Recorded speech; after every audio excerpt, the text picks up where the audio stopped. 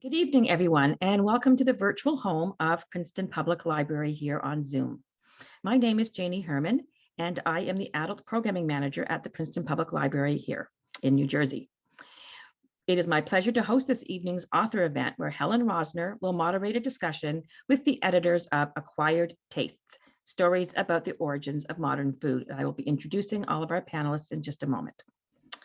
Before we begin, I'd like to thank MIT Press and Marion Rosenberg for assistance with arranging the details for tonight, and also Labyrinth Books for partnering with us and being our bookseller. Please support independent bookstores. If you'd like to purchase a copy of the book tonight from Labyrinth Books, I will put the link in the chat. Please note that this event is being recorded and our events will typically go up on our YouTube channel within a few days. If you have friends or colleagues who could not make it tonight, let them know it has been recorded, and I'll make sure that you have the link to our YouTube channel again in our chat. I will now introduce our guests and ask them to turn on their cameras as I introduce them to join us on screen. During their conversation, please feel free to ask questions using the Q&A function for any of our panelists to answer at the end of their conversations. We're going to hold questions till then. So tonight, it is my pleasure to welcome the moderator, Helen Rosner, who is the food correspondent at The New Yorker and has been writing about food for more than a decade. And she has also won the coveted James Beard Foundation Journalism Award for Personal Essay and much, much more. I'm keeping the introductions short so we can get on with the conversation. Also, please welcome Benjamin Cohen, who is an associate professor at Lafayette College, one of the co-editors of tonight. And he has also written other books about food and food editing and is a former film critic. I am sorry, it's been a long day. It's one of those days. And then next up is Michael Kideckel, who is a scholar and educator living here in Princeton, New Jersey, who focuses on nature, food, capitalism, and gender. One of the co-editors tonight, and he currently teaches at Princeton Day School. And finally, Anna Zeide is an associate professor of history and the founding director of the Food Studies program at Virginia Tech. And she has a forthcoming book also coming out about the US history in 15 foods. And that sounds really fascinating as well. So welcome to all of our panelists. I'm going to fade myself into the background and let the four of you take it away. I guess I should be unmuted if I'm going to be moderating this conversation. Thank you so much, Janie, for those wonderful introductions. I'm so happy to be here. It's really exciting to be talking to all of you out in the vast anonymous world of the chat screen. I guess not anonymous, your names are on top of everything, but faceless at least. You can see us, we can't see you. So please keep the chat lively. And if you have questions, as Janie mentioned, drop them in the Q&A box. If you put them in the chat box, it's possible that they'll get lost in the flow of conversation and people jumping in with comments. We'll probably turn to questions around 7:45 or 7:50. But as things strike you, don't save everything to the end. Please go ahead and drop stuff in the Q&A. I'm sure our amazing panelists are so excited to hear what you want to know from them and to answer all of your questions. So as Janie said, I'm Helen, and we're going to be talking with Anna, Benjamin, and Michael, who are the co-editors of this extraordinary, wonderful, incredibly delightfully fun to read book, Acquired Tastes, which is a collection of essays and investigations about the history of food and food systems and the way that it intersects with pretty much everything in the entire world. And hopefully we'll be able to deal with some of that tonight. I don't know if we'll get to the entire global history of every single food system, but we will try. So I suppose we should just jump right in. There are three of you, so I'm going to let it be up to you guys how you decide who answers what question and in what order. I hope you have like a group chat in another window where you're like playing rock, paper, scissors for this. But I suppose we should just start at the beginning, which is where did the idea for this anthology begin? Where did this come from? An idea of revisiting sort of the point where we choose to define, what came before as the past and what came after as the present, which you really sort of force a correction on in this book. You want me to jump in and get us going? And then Anna, Michael, you can add on. Thank you for having us. Thank you for moderating. Thank you for asking, and hello to everybody. We're all environmental historians, and the project came together, the book came together over a series of annual meetups. We would all go to the American Society for Environmental History meeting in other historical meetings and be in the same panels, which were always the food history panels, and kind of be part of the same conversation about food history. And as environmental historians, I think our original notion was trying to build a book project that brought a lot of environmental content to understand foodways. I think the other aspect of it was our conversations over several years at historical meetings paired with our experiences in our hometowns and in our personal lives. We all work in some way in what they used to call the local food movement, involved in food projects and food justice issues. And I, for one, was getting more interested in how common it was in these local discussions and food policy meetings about the reference to the origins of the problems and structure of our current food system as being after World War II. Whereas we'd spent so much time studying and reading, work from our colleagues and friends and hearing them talk about everything beginning much earlier than that. And it was somewhat concerning that we might not be making progress on how to adjust or address the large-scale food policy issues, even small-scale community ones, if we keep pinning it to the wrong historical era for its origins. Maybe that's a good place to pass it off to you two to kind of maybe add on. I'll just jump in to say, I mean, I sometimes joke that I feel like the book came out of or showed the value of professional organizations and conferences. At times, I sometimes forget what that value is, because sometimes it feels like you go to those and you talk to the same people you already know, or you feel like you kind of schmooze without clear sense of what the outcome is. But it did speak to what it meant for those of us who, maybe had heard each other's names or knew each other's work, but didn't otherwise interact, to have these conversations. And I met Ben and Mookie each separately at different times. And I think Ben and I had a similar conversation that he had with Michael. And then the fact that those conversations were circulating and that we had this kind of meeting point led us to start brainstorming. And I think the other piece of it is that we all also have interests sort of independently in the writing process, in reading good nonfiction, and thinking about how academic work can reach broader audiences. And I think that was also very much part of the conversation, as as we all talked about what we want to see and what kind of book we want to put out into the world. So the two pieces Ben mentioned, along with that, really started to circulate in a way that made us want to move forward. Yeah, Michael, do you have anything you want to add to that? No, I think you two summed it up well. The writing style in this collection is something I was really excited to speak with the three of you about, because now I'm not an academic, but I do a moderate amount of reading academic papers for my day job as a professional writing procrastinator. And these do not read like academic papers. It doesn't read like your standard academic anthology. These have voice, they have narrative. There's a real narrative nonfiction element, I think, to the writing of these essays. And, they're certainly scholarly and rigorous, but I felt, they were fun to read. I mean, all due respect to most academic writing, but it can kind of put you to sleep. And this was phenomenally engaging. And I'm so interested in how that happened, because I know from my professional experience that good writing is rarely an accident. And I'd love to know how you got that together, not just for one chapter, but for all of them, which seems like a monumental undertaking. I can jump in here. Well, thank you for saying that.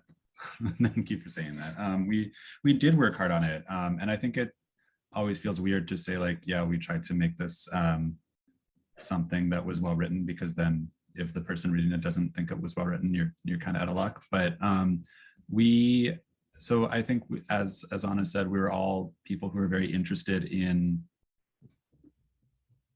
writing and are very interested in the idea that how something is written is important to the message it's giving, that the words are not just a vessel. And so part of how we went about it, and Anna and Ben can definitely talk more to this, is about that we, people, when we went into this, I think a lot of people said, don't do this. Edited collections are terrible. They're always, they read poorly, and everybody is, I don't know, mean, I guess. But we did not have that experience. And I think part of that was that we were actually able to get everybody together in person with a writing coach. And Anna, maybe you want to speak more about Helen. Sure, and I'll put her website in the chat to give a pitch to our writing coach as well.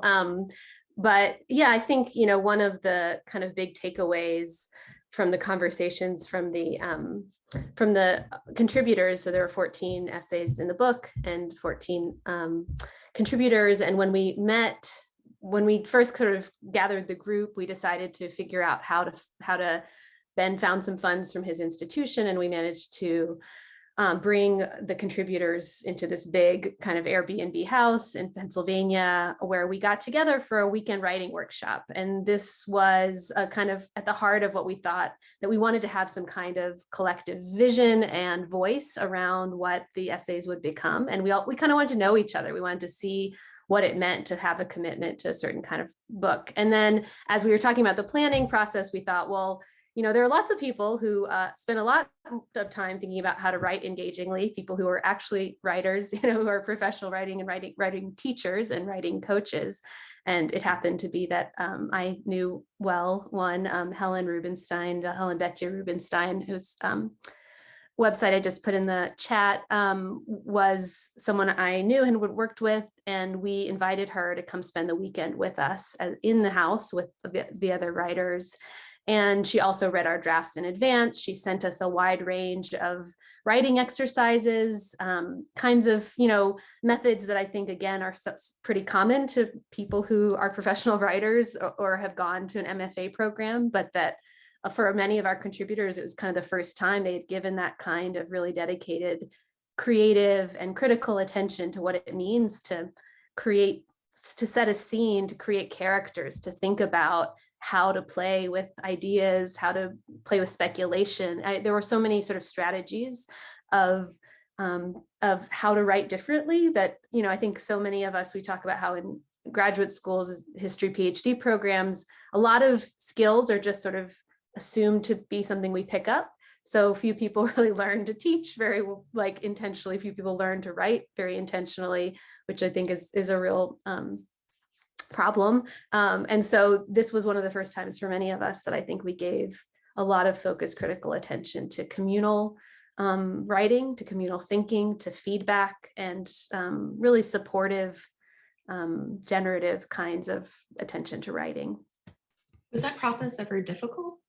I mean, it sounds beautiful, though having lived through it, I know it's one of those things that sounds much more beautiful in the telling than in the moment. It can sometimes be really hard to realize that there's a trick you don't know yet. Yeah, I think it was difficult. We what do we have, like seven drafts? It took a while.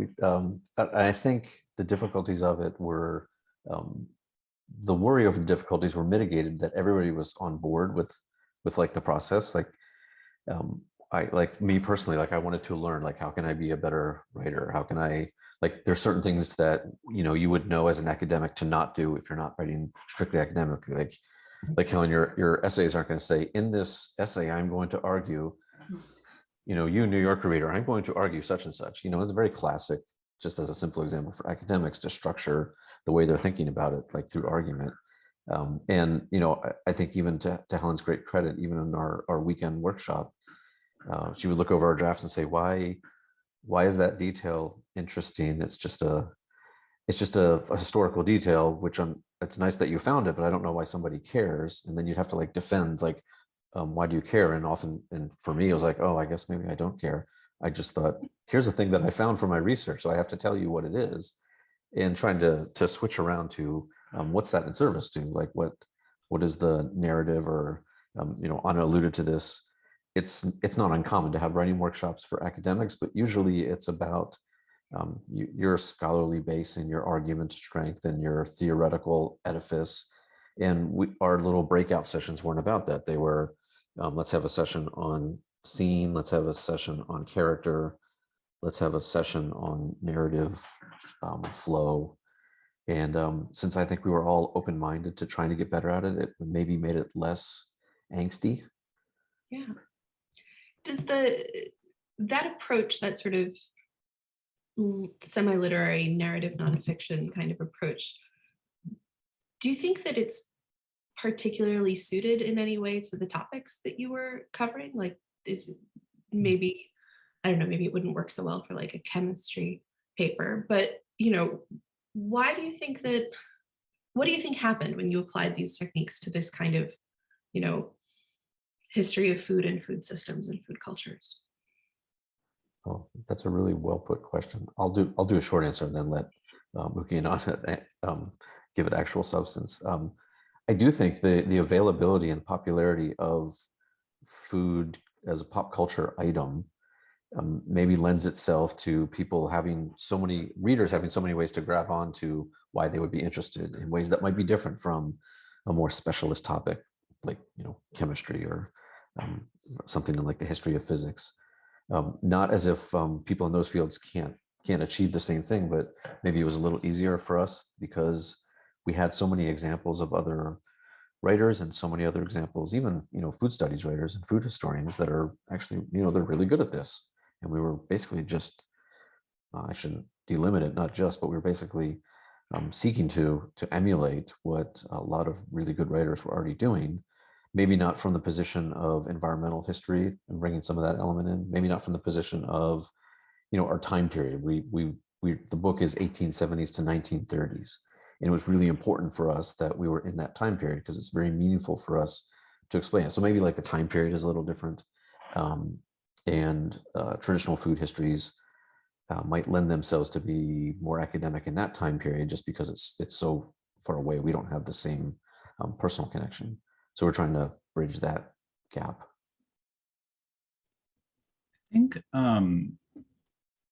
I think food could potentially lend itself particularly well. I mean, obviously, food has inspired really wonderful writing for a very, very long time. It's such an integral part of people's lives, and it's something that's so emotional for so many people.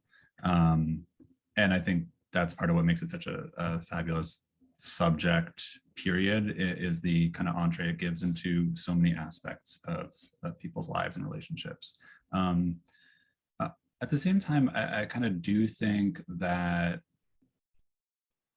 a subject that the author finds interesting should read well. And I think that, I don't know, I remember when I taught composition a little bit during my grad work, and one of our supervisors talked about the idea of writing, or like writing that flows well, as an act of generosity to your reader.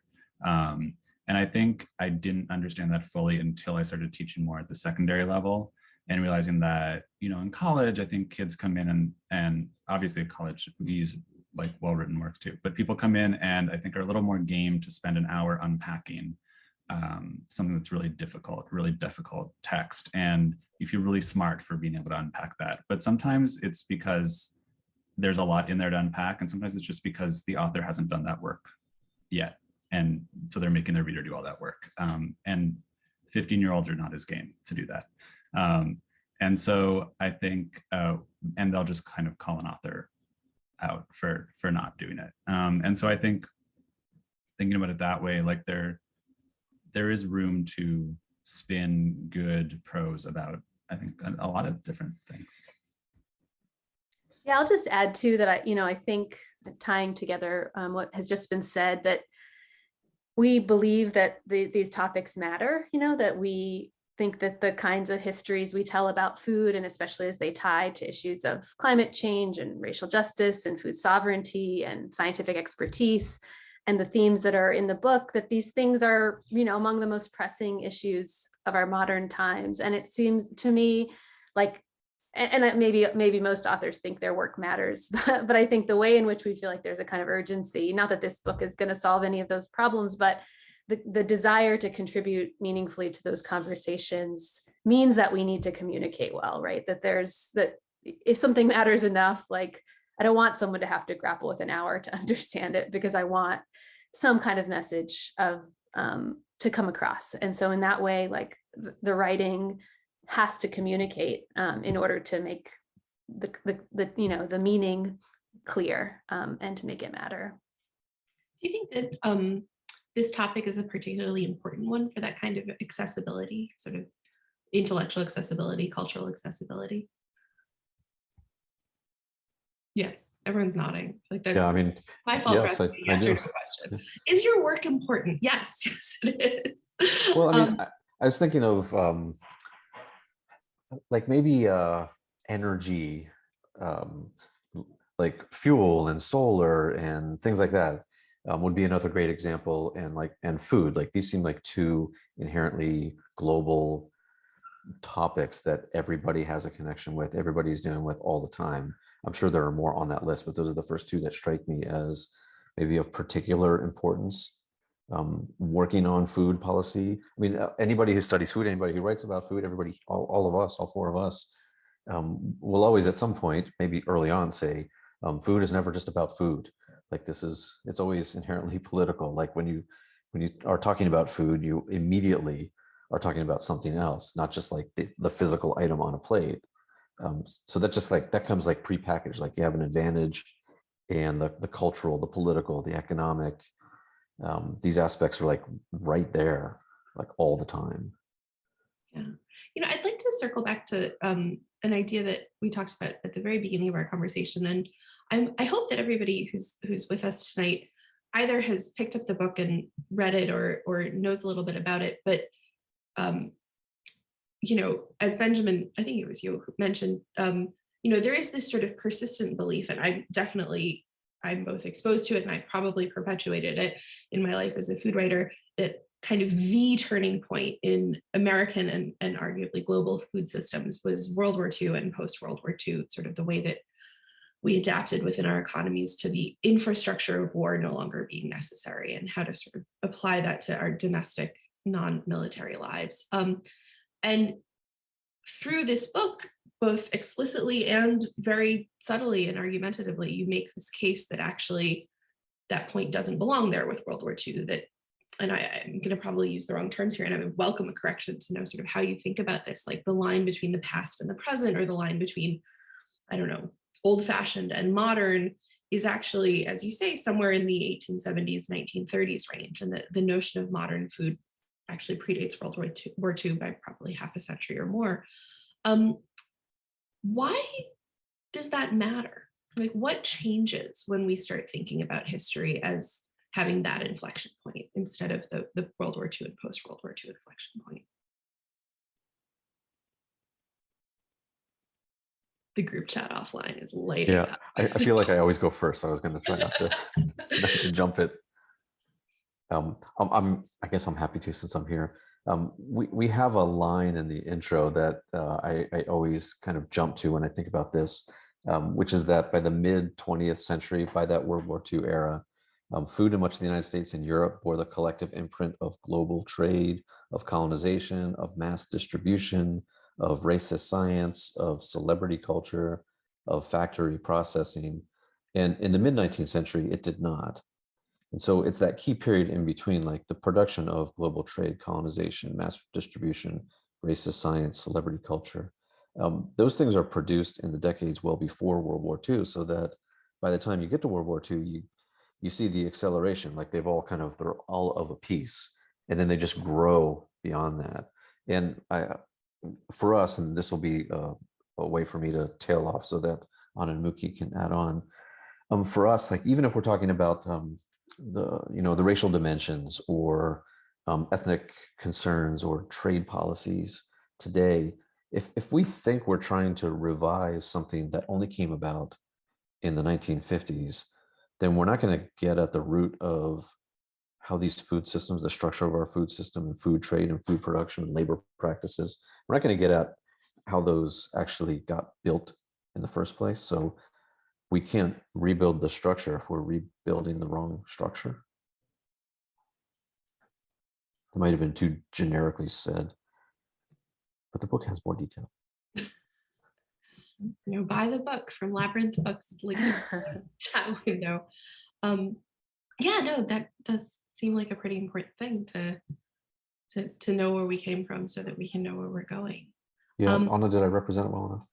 Yeah, no, I think I just thought I'd point to, another thing that we play with in the introduction to kind of point to this, which isn't it's easy to call out Michael Pollan, and I love Michael Pollan, but we point out this kind of like small couple of word shift from like an early version of an essay that became part of his book In Defense of Food, where he shifts from saying, don't eat anything in the original, it's like your great-great-grandmother wouldn't eat. And then it just shifted to being like anything your grandmother wouldn't eat.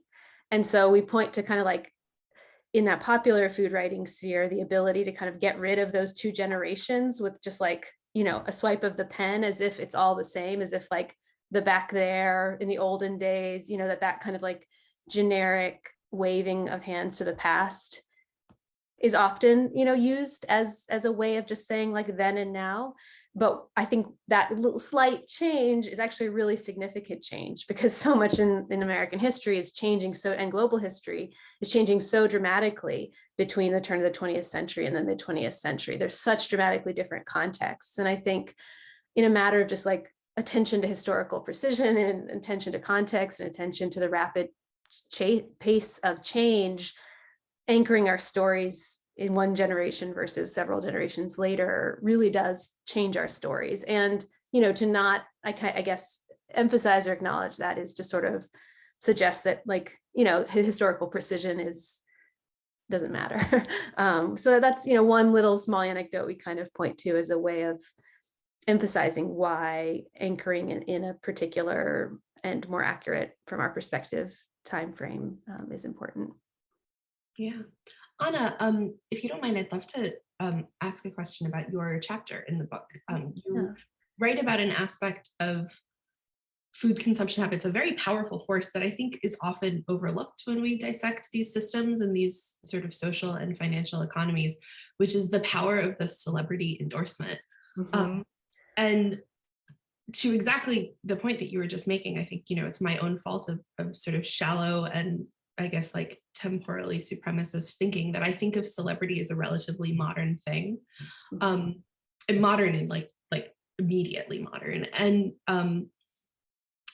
you illustrate this extraordinary instance of a woman who had a big national profile and a lot of influence, who really fundamentally changed the way that we thought about canned food. And I'd love for you to talk maybe a little bit about that chapter and how you came to that topic, and maybe, looking at the incredibly celebrity endorsement saturated world that we're in right now, how you see that maybe connected to it or disconnected from it. Yeah, thank you. So my chapter is about this woman named Marion Harland, who was a very sort of commonplace name. Most middle-class white women of the late 19th century would have known her, would have had well-worn copies of her many kind of household guides, like domestic guides and cookbooks on their shelves. And she wasn't alone. There were many of these women who were kind of coming out of a tradition, especially like post-Civil War, when a lot of middle-class white women, either in the South, no longer had enslaved labor to do their, kitchen and housekeeping work, or when a new middle class is being created that has need to learn these skills. And they look to these kind of authorities, new available books and lectures that would go on these lecture circuits. And then around the turn of the 20th century, a lot of these women start to be very much influenced by the domestic science movement. And quickly, the food industry realizes that these influential figures could be very valuable tools of extending the reach of their products. And so I sort of have a very small passage or like line about Marion Harland in my first book, Canned, The Rise and Fall of Consumer Confidence in the American Food Industry, because she published a book in 1910 called The Story of Canning. I think I may have just gotten that wrong, but she published a book all about all of these recipes you could make with canned foods in the 19-teens. And I allude to it, the canners and it's published by the National Canners Association, this major trade organization that I write about. But then I started to think more about her after that book came out. And I found that actually, like in the late 19th century, she was writing these really derogatory things about canned food, how gross it is, how it's not worth engaging with, how no one should be buying it.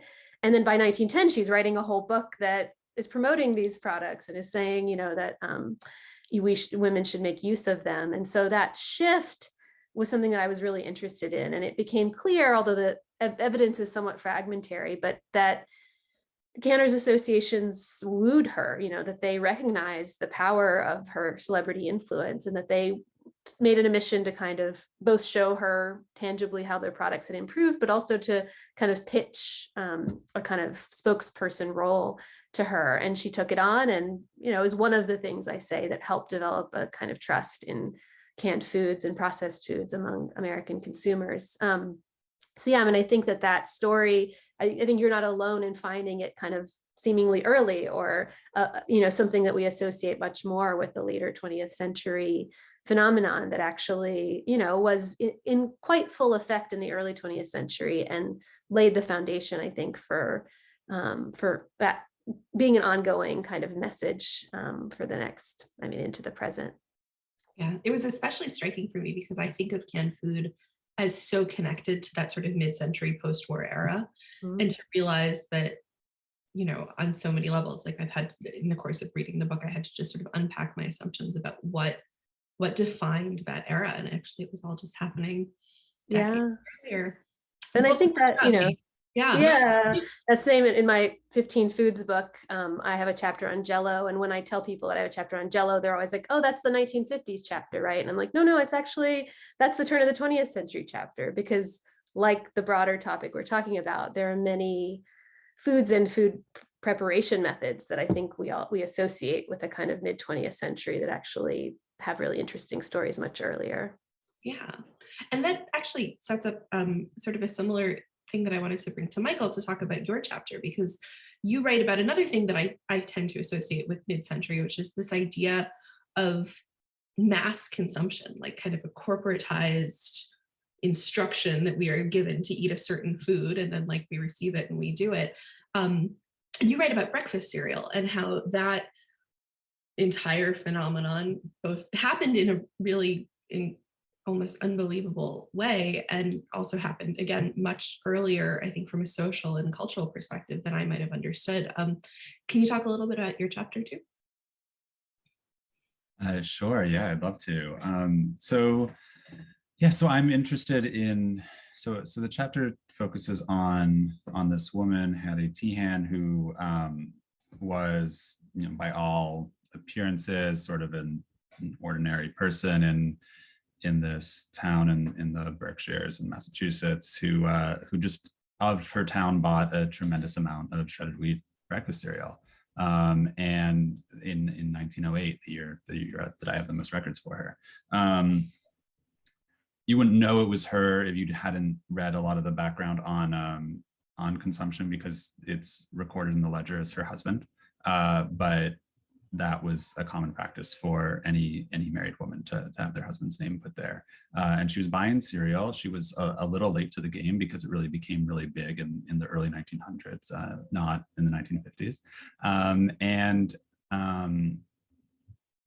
The way that it became big was in part through a massive marketing campaign positioning it as natural, as a natural food, which when I first discovered struck me as odd, because not only did I not think that this kind of all natural marketing went back that far, but because it's so obviously new, like trying to pass off something as natural that at least resembles something someone's seen before might make sense, but no one had ever seen anything like a grape nut or a shredded wheat biscuit. It's kind of pillowy, woven wheat. So the idea that it's not natural, that it would be natural, seems odd. Plus it comes in a box, and also they also make a really big deal about how it comes out of a factory. And at some point I put together that the way to square the automation or the mechanization and high techness of it with the idea that it's natural was not that it was just some paradox, but that actually those might help explain each other. That people were reacting to a situation in which things being handmade and artisanal, these things that are very appealing now, was actually kind of gross. And actually maybe now in the post-COVID era, or the in COVID, I guess it's not post era, we can actually relate to this more, right? People's hands again became gross. People's breath again became gross. We've again decided that the thing that is healthiest for us is to never see another person and to pretend that another person had nothing to do with our food at all. And so think about a more pandemic ridden world in the early 20th century, late 19th century. And you can maybe understand why like a really clean factory and standardized food with a seal of approval from a major corporation would seem like something that is not only good and wholesome, but possibly even natural and kind of the way God intended it to be. Yeah, it seems like it all kind of boils down to a fundamental question of trust. Like, can you trust that this is clean? Can you trust this will nourish you rather than harm you? Yeah, absolutely. I think trust is huge because these are people are moving farther away from communities. They don't have that same connection to their food they ate. And in some ways, one thing I talk about, I've kind of come across in my other research is that there's some links maybe between the way that trust was imprinted by companies and the way that you might think of formerly trust being imprinted on, say, like kosher food by a rabbi's seal, right? Like that would be something that people would look to as a sign and did for a long time. And then eventually companies kind of pick up on, well, we can also be these authorities. We can be these major authorities, especially at a time when there's not a major government public health presence.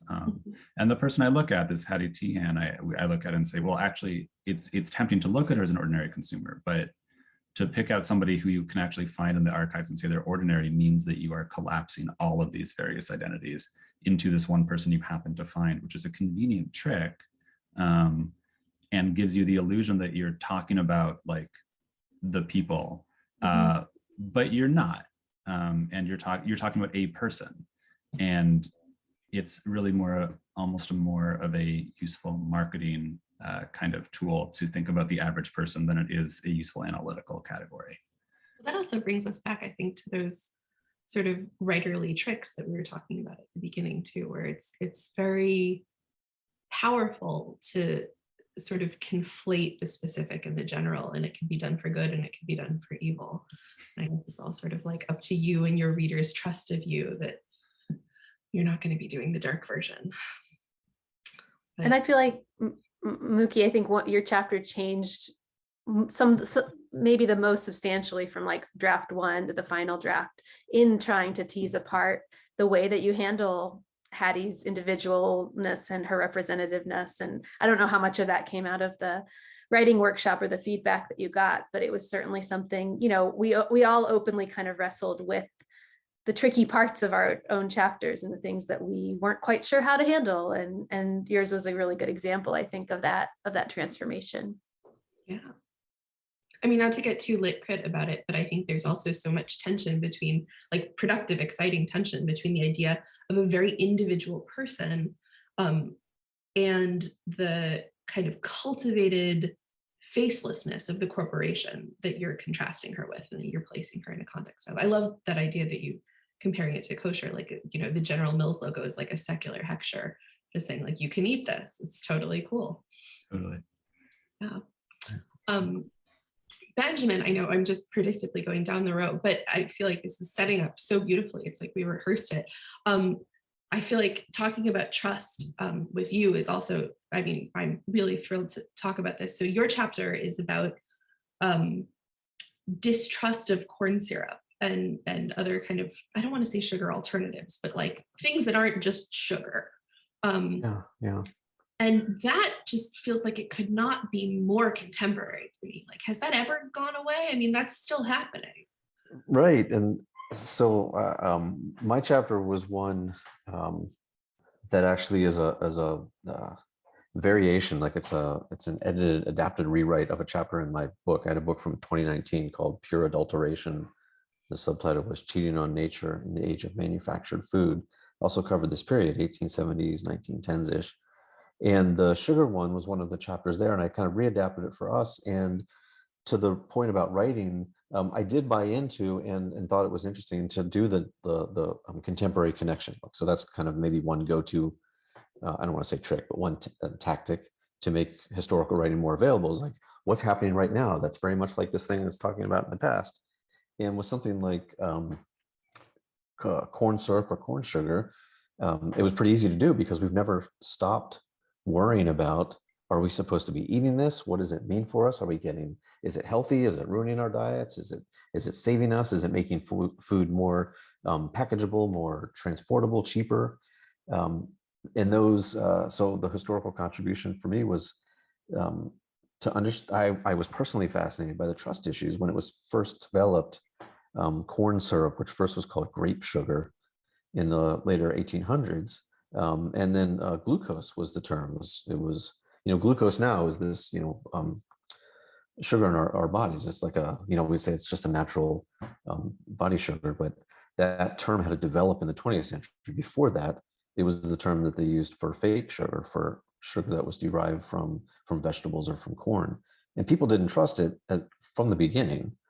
And they didn't trust it because there are many cases, and I point to one in the chapter, where con men were trying to make a quick buck, and they clearly had schemes, like pre-Ponzi schemes, to sell people on these shares of something like the Glucose Rangers Company. Like, you'll make a killing. People didn't trust it because I know that one of the questions in our chat is about environmental history, and I think maybe Mookie started to give us a sense of where some of that comes from. And like in the sugar chapter, people didn't trust it because it was seemingly a violation of some presumed correct natural way, like that cane sugar was the right way, and it comes from these plantations, and that brought its own difficulties. Like, where what a cane plantation is, like, oh, it's a plantation, this is not good. And so people responding to the presumably natural form of sugar being cane, and then coming up with an alternative and say, well, is that progress? Is that better? Or are you just tricking me? And I think right when I was finishing it, I was fascinated that there was a big ad campaign like 3 or 4 years ago from Budweiser. And I think it was a Super Bowl ad where the whole premise of their ad was like, our beer comes from, natural sugars. Like, these other people use corn sugar. Can you believe it? And they don't even say more than that. There's just the assumption that it's not good or it's not right, and you shouldn't trust these. Supposedly they were trying to cast it as like these fake beers, and there's just the real natural beer. So the idea of real and natural being combined. And to make a very long answer shorter, or to bring it to a close, inside all that was the story of trying to puzzle through, why did people distrust it at the time? How has that distrust been laced into the very system of sugar production in ways that we're still dealing with? So this might be another answer to one of your earlier questions, that if we think we're just dealing with post-war corporate development and advertising and Madison Avenue trickery of the television era, then we're really not going to get at the deeper rooted notions of distrust that have tracked along the what we think of as this kind of industrial modern era of sugar, alternative sugar, fake sugar production. Yeah. A reminder to everybody, by the way, it's 7:45-ish. So we're going to start taking questions from all of you in just a couple of minutes. I've got one more question for the group before we open it up to the audience. So please drop your cues in the Q&A thing so we can provide the A half of that equation. Okay, while everybody's frantically typing their questions in the Q&A window, it's not a wrap-up question because we're not done, but a question just sort of for all three of you, because I know that you're all historians, environmental historians, and that your attention tends to largely be on the past. But I'm a little bit curious, and you can answer this in your professional capacity as academics, but also just sort of as people living in the world. It does seem a little bit like our food systems collapse has been kind of ongoing in slow motion for at least as long as anybody has been paying attention to it. I think like it's never getting better, it's always getting worse. But that does seem to have accelerated precipitously in the last few months. One of the side effects of Russia's horrible invasion of Ukraine has been just like a devastating effect on the global food supply. Corporate concentration in the US has led to these extraordinary price increases across the board that really have very little correlation to the cost of raw materials, because the corporations are just sort of setting the prices that they want to set. It just kind of feels like everything is simultaneously more fragile than it ever used to be and harder to address any of the fragility. And I guess my question is, what do you think? Like, where are we headed? What should we be thinking about? What should we be caring about or doing? And I know these are big prescriptive questions, and please don't feel like you have to meet it on the level of grandioseness that I'm asking it. But I don't know, what's been on your mind, or what have you been thinking about lately about the world of food systems in the present day? I mean, I continue to think about regionalism and globalism in food supplies. And I continue to think about, some of the first season, the first year of COVID, and so many stories and so much awareness of community supported agriculture roaring ahead to try to fill in this gap, or people recognizing that they can acquire a lot more food within 50 miles, 100 miles than maybe they were trying to before. And at the same time, recognizing that there's a whole host of food avenues that are not available to you locally. And so there's always going to be some balance between local and global systems, but that the tension between that balance has for so long pushed towards the global and away from the more local and regional. When I say local, I don't just mean like your town, but like I live in the Lehigh Valley of Pennsylvania. So it's like this large area. Or I think of, there's a project in New England, like I might have it backwards. It's either 50 by 60 or 60 by 50, which was, we want to try to source 50% of our food by 2060. And I apologize for everybody who knows if I have that backwards, which is an acknowledgement of like, we're not going to have 100% of our food from New England. Like that's not going to happen, but we could have more than like 2%. And so when something like war disrupts it, to me, it's just screaming out, this is more and more evidence of policymakers trying to develop models of something like 50 by 60 or re-regionalizing and trying to stop our commitment to participating only or tending only towards complicated, interconnected global systems that are only ever going to cause problems. But I shouldn't phrase it that way. Not only ever going to cause problems, because they do solve some problems, but will be problematic for a long time. Michael, how about you? Yeah, it's a tough question, and I like to stay away from predicting the future, but it's a tough. I think it's hard. Like part of the thing. So to tie it back to the framing and the periodization, I think one of the things that I'll say about capitalism, right, is that it's so effective at causing a problem and then selling you the solution to that problem, right? And one of the things that I think is important about our framing is that if you think that this all happened after World War II, that's like it happened when capitalism had already triumphed, right? When it had already kind of been set and had won the war. I mean, the Soviet Union existed, I guess, but within America and within within Europe and Western Europe. But if you put that in the 19th century, it's more as capitalism is ascendant. And I think what's important is that, yes, the global food system has done so many amazing things, right? It feeds millions of people. It creates surplus and abundance. But also it only did that in part after it had already destroyed all these systems of working, and after these colonial projects had totally upended ways that had been working for millennia to a large degree.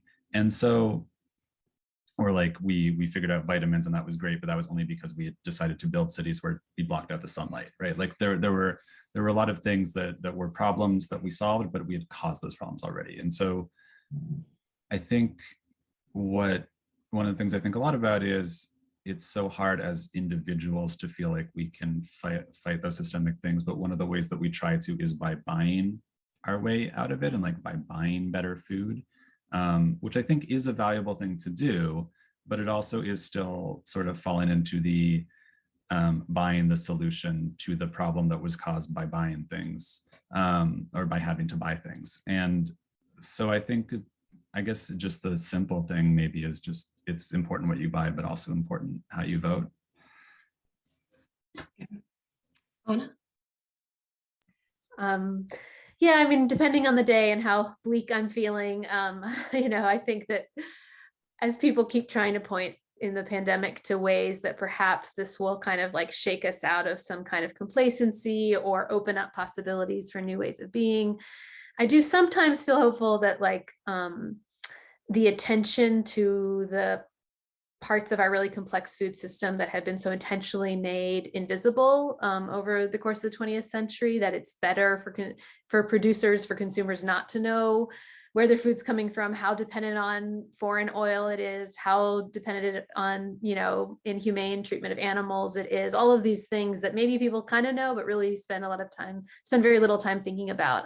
There's a way in which like the breakdown of supply chains, the awareness of how war in Ukraine can lead to, you know, rises in oil prices, which can lead to the rise in food prices. Like, why are all of these things connected? I think that there is, for me, at least when I'm teaching or talking to undergraduate students in this moment, like this very real live way to say, like, this is why it matters that we see these invisible links, whether these are historical links or systemic links in the present, like that these linkages are what drive our world and also are what are going to lead to collapse in our world, or are already leading. And so I guess I do think that, you know, shining a light on these kind of more invisible parts of the way our world works, whether temporally or systemically, is, at least it's sort of where I've put some of my stake of, you know, the contribution of the work that I do. So I guess sometimes I feel hopeful that the awareness of the interconnections is maybe more alive in this moment than it has been for most of my life, at least, and that perhaps at least that begins to move us in the direction of thinking about where have all these breakdowns happened and what have we allowed in terms of the system that's been built. Yeah, I guess one of the upsides of something starting to fall apart is you get to see how it was made. Okay, let's turn this to the Q&A. We have a couple of questions in here, and if any of you have questions you haven't dropped in, do it quickly, because I think we're going to only have time to maybe get to 2, maybe 3 of them. So I'll read some questions out loud, and you guys can feel free to jump in with answers. Somebody asks, I'm curious about the meaning and scope of an environmental historian, particularly in the context of food. I'm curious as to your view on this. So what is an environmental historian and how does it connect to food systems? There are a number of ways to answer it, because I'll offer a few. This is another one we can continue to list, but an environmental historian might study the ways the natural environment has changed over history. Like when did it could be, you know, even about climate change, but can be like, how did this area of your of the state develop, or how did this landscape change, and how did we develop parks and things like that? That could be one way to think about it. Environmental historian might study how our ideas of what counts as natural have changed. That's kind of a more in that camp. Like, what do people mean when they say natural versus unnatural, and how has that changed based on cultural context and historical, you know, political context? For food, like in the fake sugar chapter, I'm interested in kind of both of those things. Like, how do people come to some idea of which way to grow sugar or to acquire sugar was the natural way, which they meant as the more correct way, but also how much environmentally intensive resource use did it require to produce all this sugar?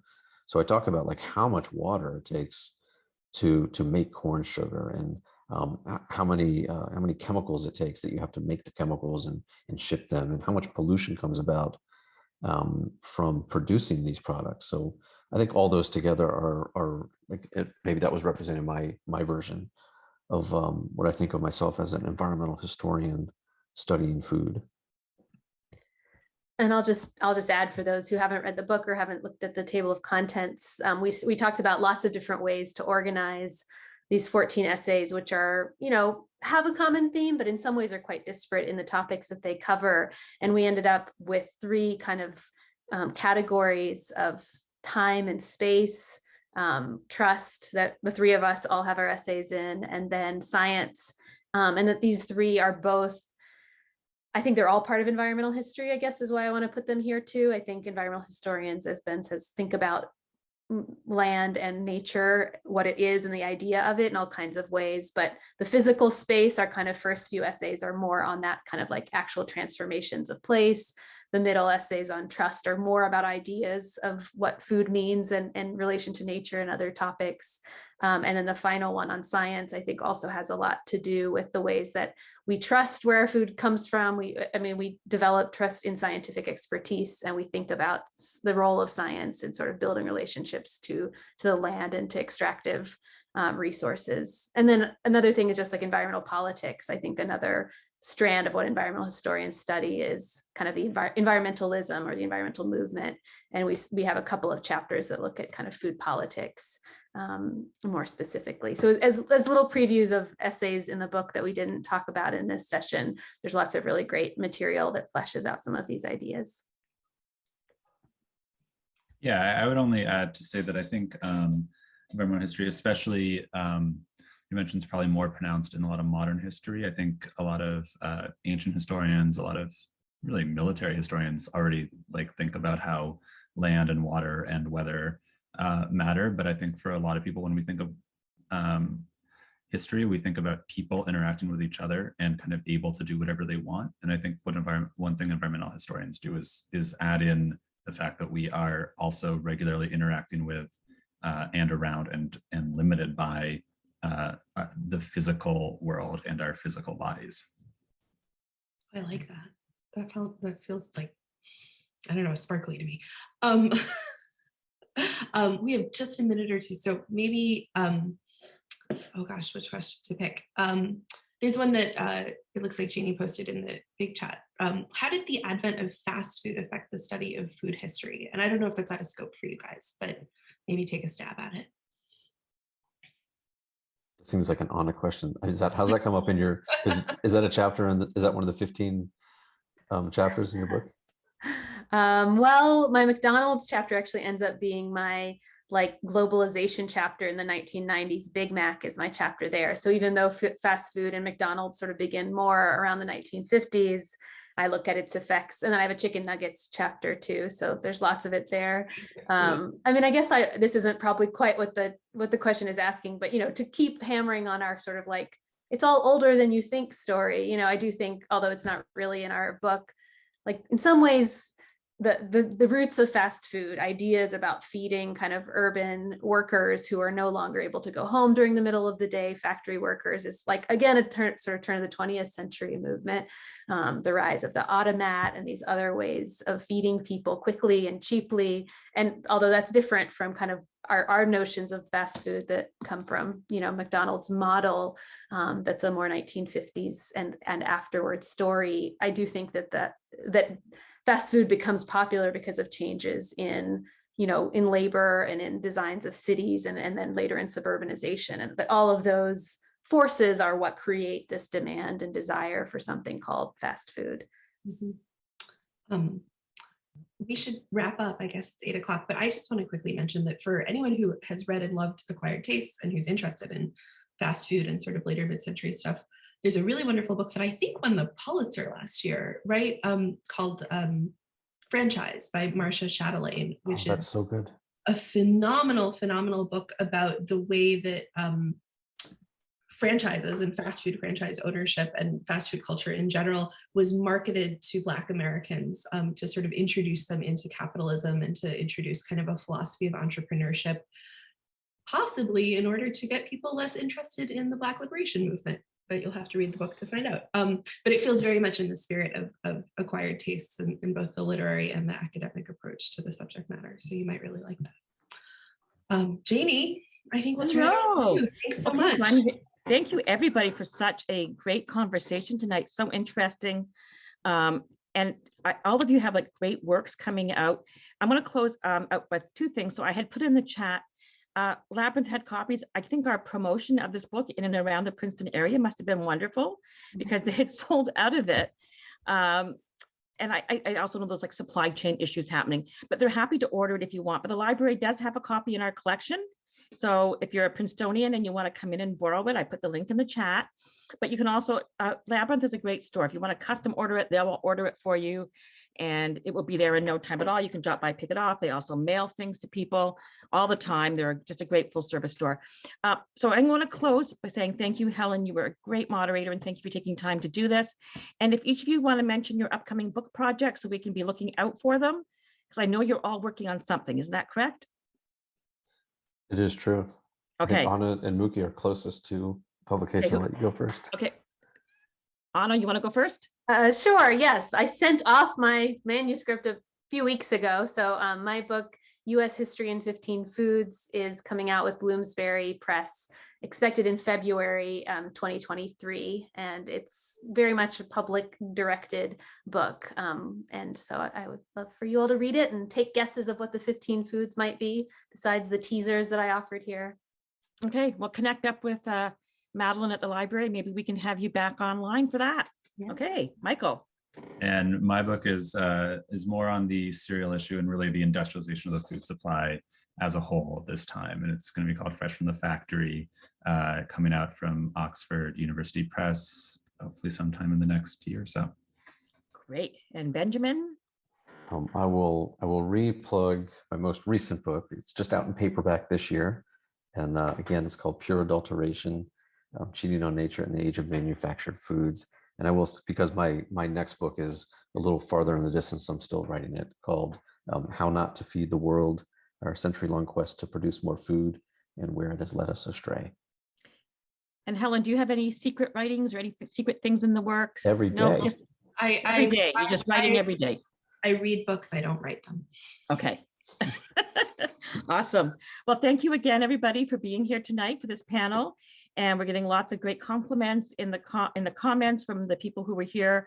I think it's safe to say that we all enjoyed it. Again, this will go up on the library's YouTube channel. And thanks for tuning in. And I hope to see you at future library events. Good night, everybody. Thank you so much, everybody. Thank you so much. Thanks, everyone.